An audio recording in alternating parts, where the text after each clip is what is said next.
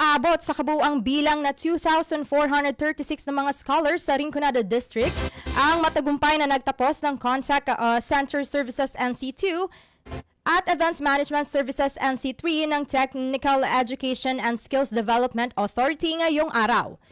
Ang seremonya sa nasambit na aktibidad ay patuloy na isinasagawa ngayon sa Iriga City Sports Complex, Santa Cruz, Iriga City. Ito ay sa pangunguna ng Cebu Call Center Academy Incorporated, Iriga Branch, bilang parte ng Training for Work Scholarship Program ng TESDA. Bukod sa mga nagsipagtapos sa mga nasambit na kurso, dumalo rin at nagbigay ng kanilang suporta sa seremonya sina Iriga City Mayor Wilfredo Rex Oliva, Buhi Vice Mayor Jose Alfred Balagot, Congressman Anacito Bertiz III, at si Senator Christopher Bongo na sa parehong aktibidad ay namahagi naman ng mga grocery packs sa mga graduates.